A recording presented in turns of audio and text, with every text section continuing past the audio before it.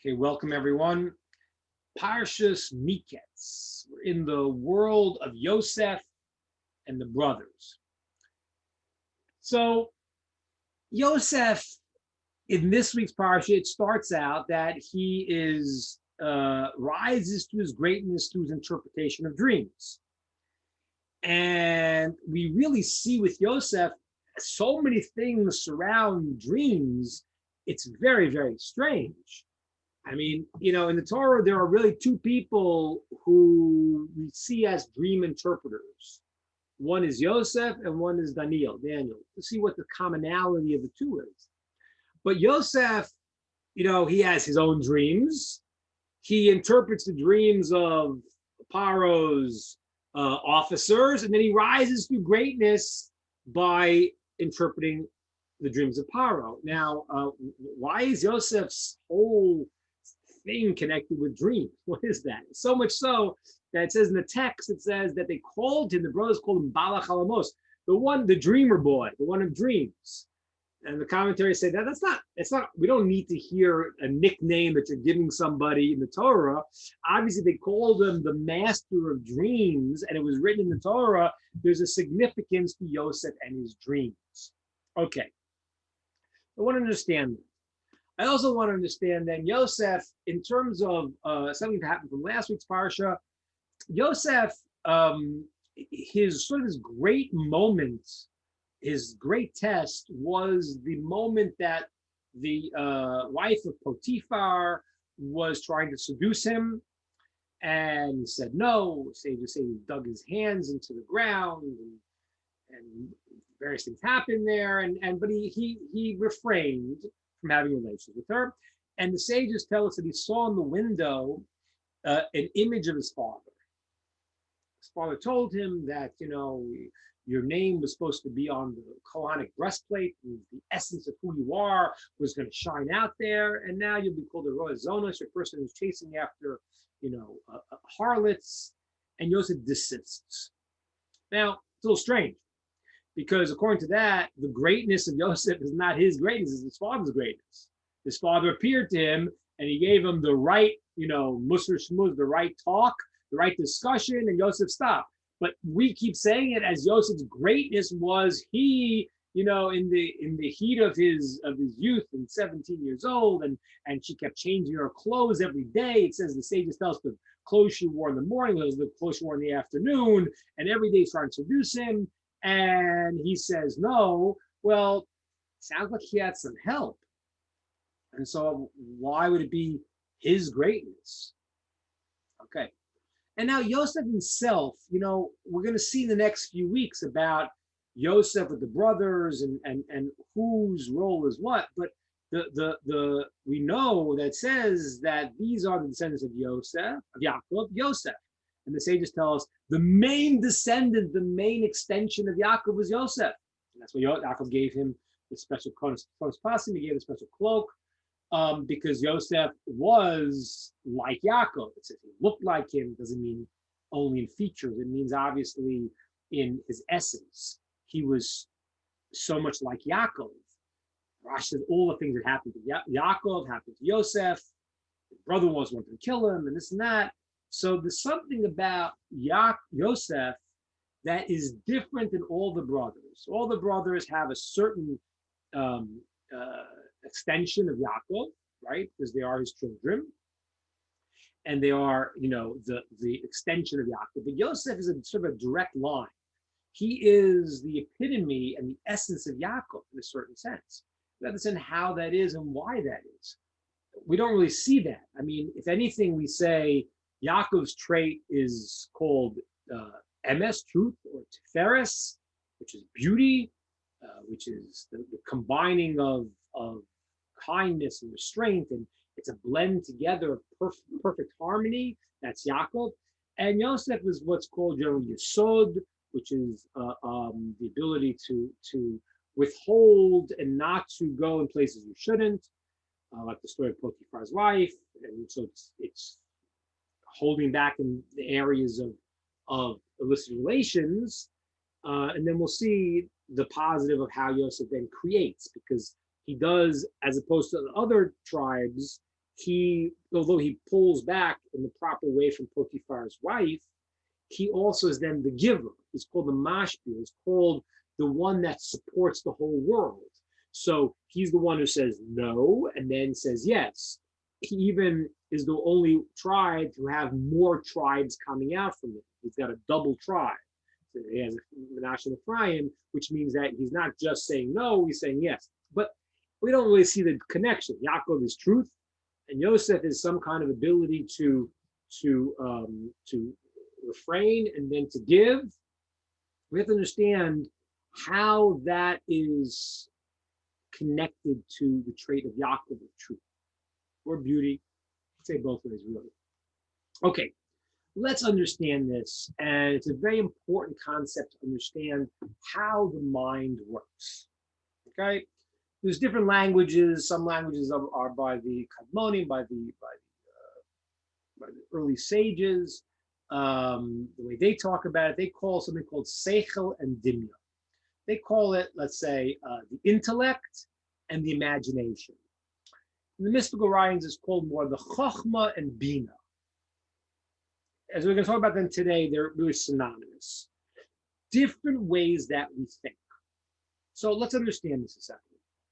So seichel is the intellect. So I know something. I know something is true, and I know it's right. Okay, now that in a certain sense is dry, is not going anyplace, because if I tell you, let's say, okay, if you do bad things, the person goes to Gehenna, they go to a bad place, and they do good things, they go to the world to come, Olam Haba. Okay, so now I know this axiomatic idea, it's true, but how do I go and get that into my system? How do I really make that real? I mean, how many people know that, yes, if they do good things, they'll have the world to come, and still don't do good things? Well, why not? Because it's not really real to me right now. It's an idea. To make it real, you need what's called the koach hadimyon, the power of the imagination, but not imagining that we think in English visualization only. It's part of it. But it's the power of dimyon, and the Kabbalah is called bina, building. You need to build. Now, how do you build this? So let's say it's like this. Okay, well, what's a good thing? All right, well, I know these things are good, so those things are good. This is not good, so I have to expand it. I say, ooh, the world to come has tremendous pleasure. What's the pleasure in the world to come? Well, I don't know. I mean, I know what pleasure is. This is much more than that. It's greater, infinitely times greater than the greatest pleasure. So now I'm starting to make this real. I once heard from Moshe Piro's Zatzal. He said to me, he said to the class, he said that I forgot who he was speaking about. It was one of the great Mussar rabbis. He said that what they did was they gathered everyone in the room, and this great Mussar sage, it was the Sab and Kelm, I forgot it was exactly, and they said like this: the sages tell us that the fire of Gehenna, the fire of the negative responses in the world to come, has a comparison like fire in this world, like 1/60th of the fire of that afterlife, whatever that means. It's not a physical fire, but it's spiritual fire. So the rabbi had the students imagine sticking their little finger in fire, now doubling it, now tripling it, now quadrupling it till 60 times. And the next finger. And Moshe said this went on for hours. So they got a real perspective of, I don't want to do the wrong thing. It now was real. It wasn't an idea. It wasn't just a seichel, intellectual concept. It was now the power of dimyon, of expansion, made it real. The word dimyon in Hebrew is the word domeh, similar. So meaning I have an idea, but it's just a simple idea. I need to now extrapolate it by saying, oh, this is like this. This is like this. I need to extend it to understand it. That's the power of what's called chokhmah and bina. Chokhmah in the mind is the picture of the whole thing. But Bina is the understanding when I build it and I say, well, what is this like?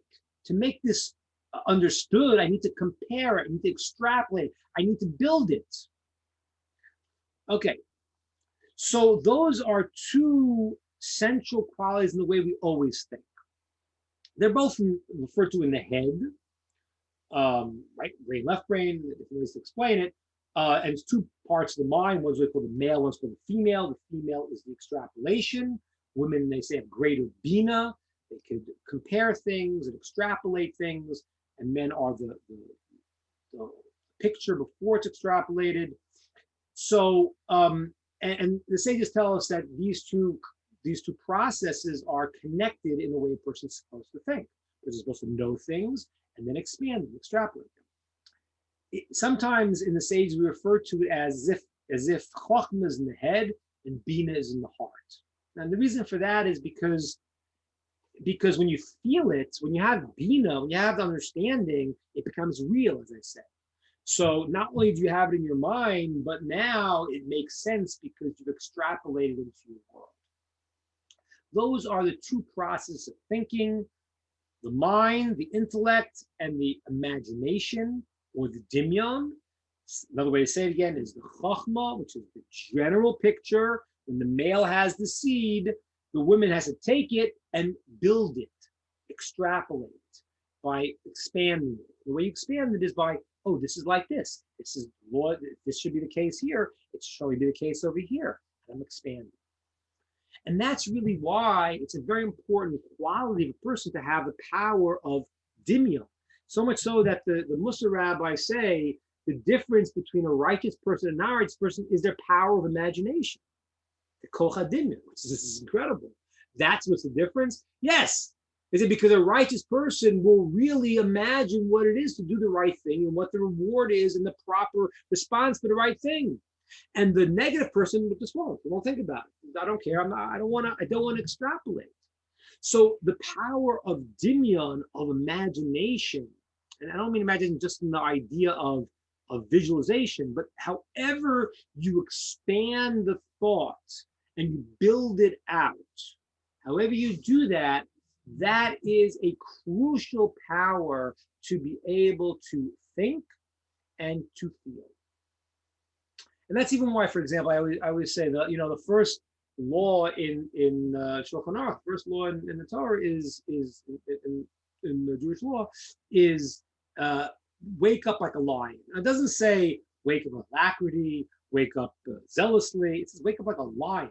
Why do I need to hear this lion? Because you need to actually picture. You need to make this real. To say, okay, wake up every morning with alacrity. All right, that's nice. Okay. But wake up like a lion. How does a lion look? What does a lion do? Wow, I could be that. These are two processes of the mind. Now, there is a theoretical advantage and disadvantage with each. The idea of the wisdom and knowledge, intellect on its own, is stable, it's strong, but it doesn't go anyplace. Yaakov, for example, is called the fire. The spark that comes out of the fire, it says, that's going to burn the house of Esav was Yosef, who's the spark that comes out. So the idea of truth and intellect is wonderful in the sense that it is grounding, it is the basis, and it holds everything together. But it doesn't necessarily, if you don't expand it, then it's not going to go very far. It won't be a spark coming out. And that's why it says that the example that the sages tell us is that when Yaakov heard about all of the officers of Esav, he was afraid.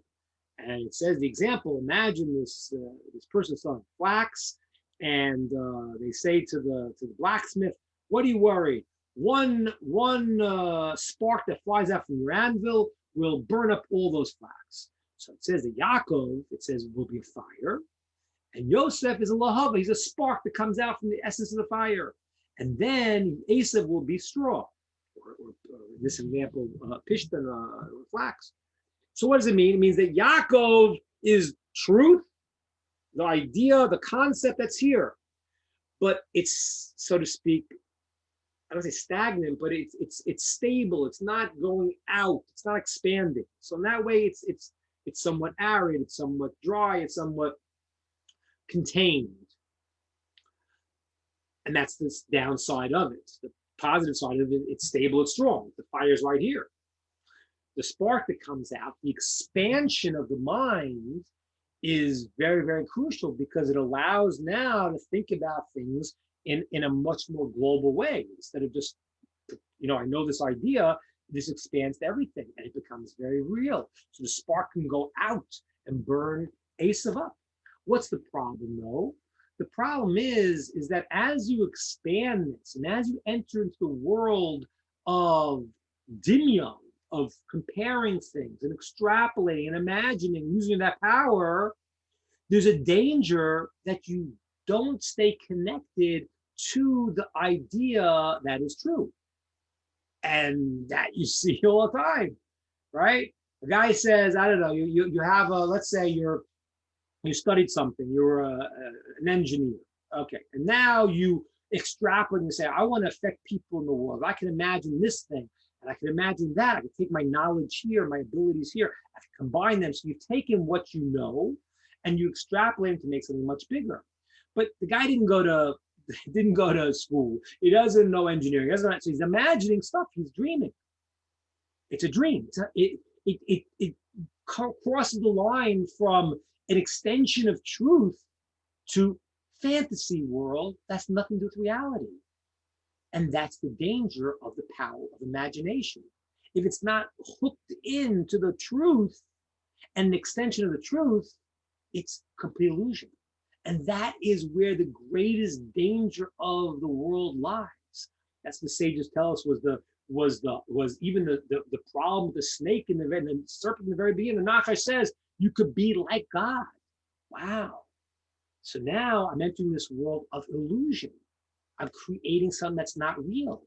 And that is, it says, one of the greatest, or not the greatest, mafsi, the greatest thing that destroys everything is the illusion that a person creates. All right, wonderful. Now let's understand this a little further. Let's talk about this in the sense even about Yosef and his challenges, because he has this challenge of Potiphar's wife is trying to seduce him. Now, the people that know in these areas, I guess even the advertising people, whatever, when they try to seduce someone, it's not just they show everything. It's something that they don't show, right? That's the way they seduce. What they do is they create the image and the imagination that keep expanding. And that is the danger in improper desire. It becomes like it's built up in the mind as, oh, this is so much, and that's why even like the way they do it is they don't, as they show everything, they leave something else to the imagination. That way it becomes the world of illusion. And that's where the deeper meaning, it says that she changed her clothes. The clothes she wore in the day, Potiphar's wife, was not the clothes she wore in the afternoon. She was always putting on a new representation of herself.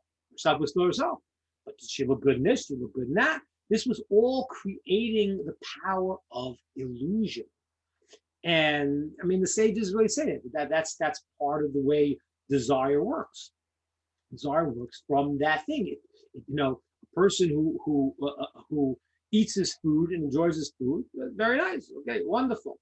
A person who starts imagining this and they put the food out in a special way that looks like that, it turns into a whole religion.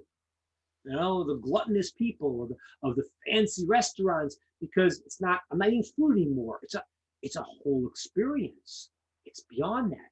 The imagination overtakes the person, and that becomes the world of illusion. Now, we said before, so why is Yosef the extension of Yaakov? Because that's what he is. Yaakov is truth. Okay, he is truth. That's his trait. Yosef takes that truth and he expands it. He's like the spark that comes out. He takes the ideas and now he adds to them. Yaakov is in his world. I mean, he's had tremendous challenges, but Yosef takes the truth of Yaakov and he's dumped into Egypt in a world of illusion all around him, and his mind can just go and go with this, but he doesn't. He takes the truth with him and he brings it into places that would seem to be worlds of illusion, but he's not. He's still hooked in to what is true.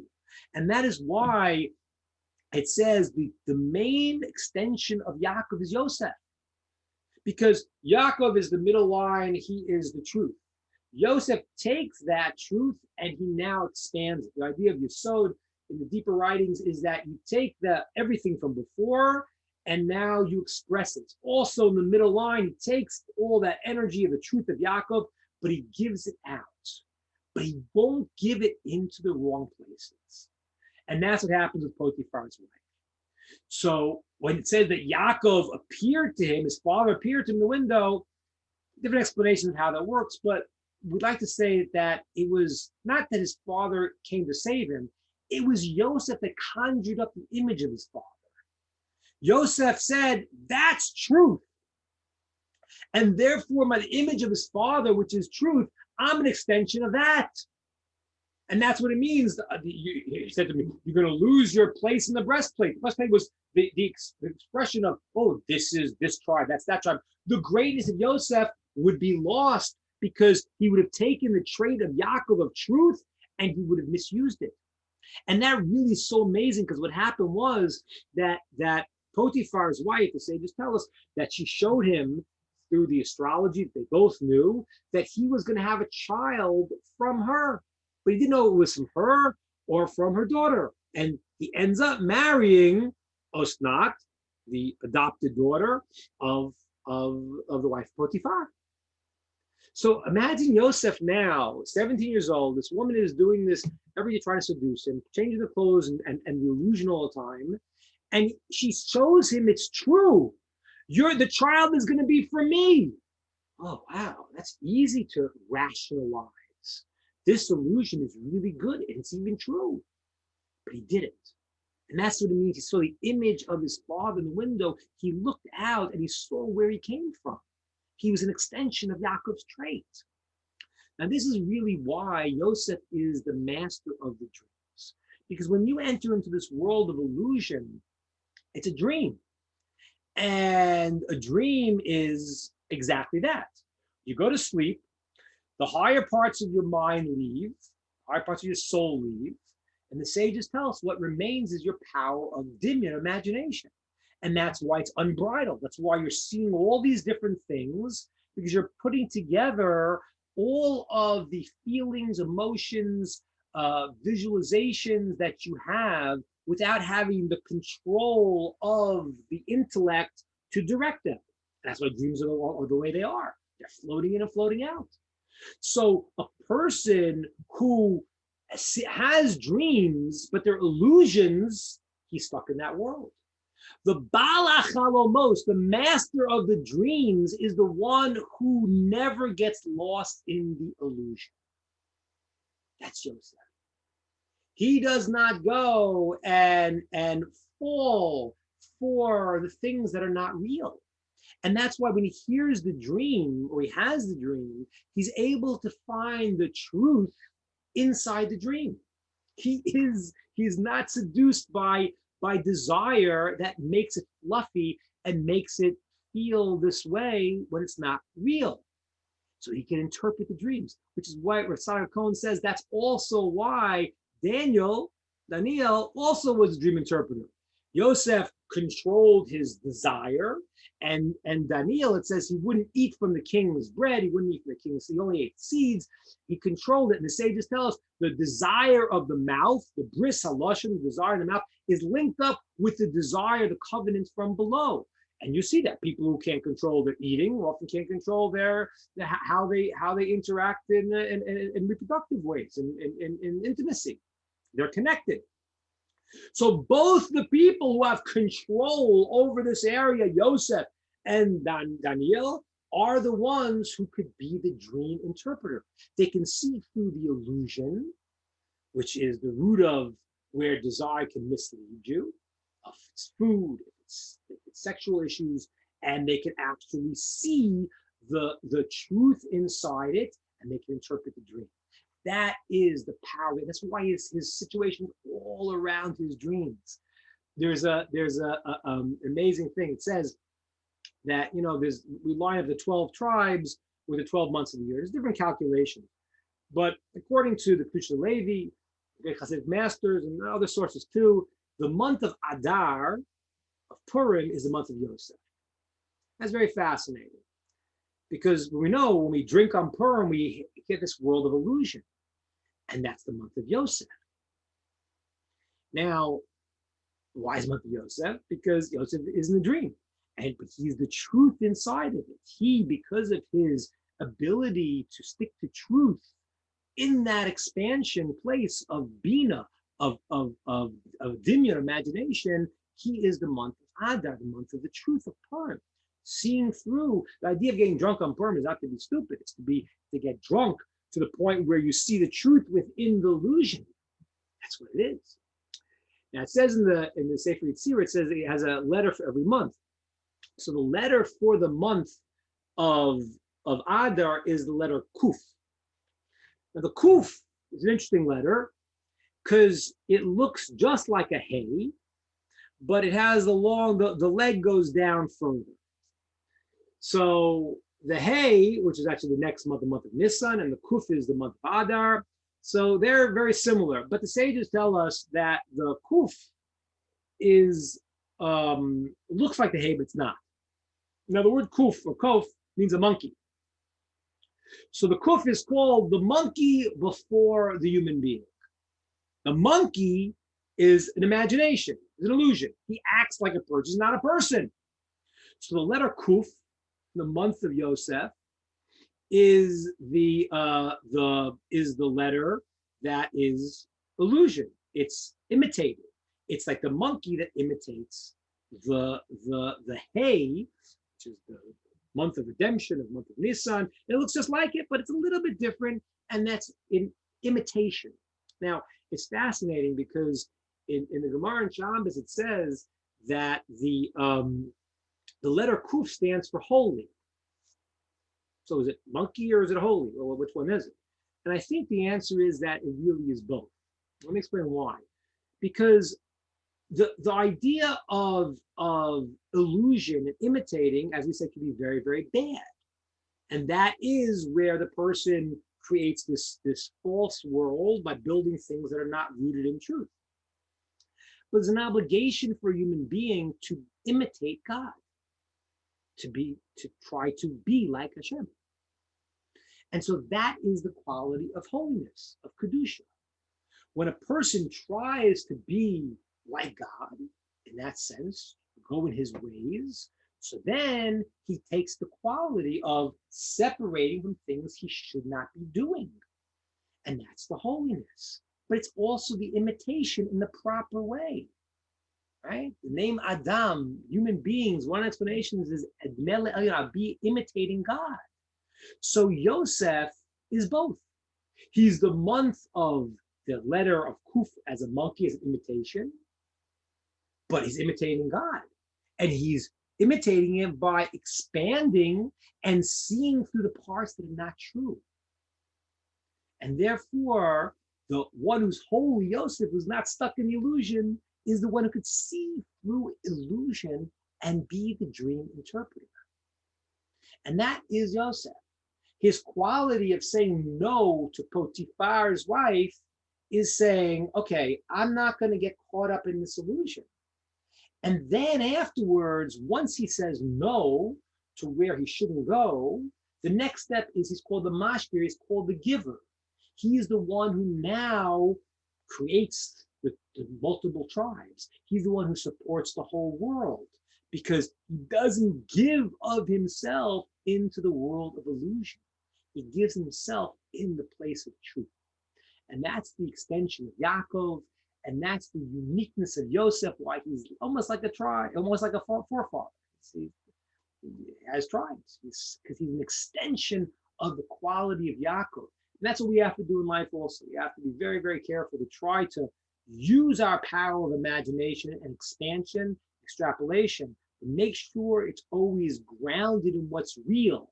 And therefore, when there's desire between a husband and wife, that is focused to create what is true and right, and not to go and to create illusions which will end up destroying instead of building, like the great Yosef did. All right, all the best.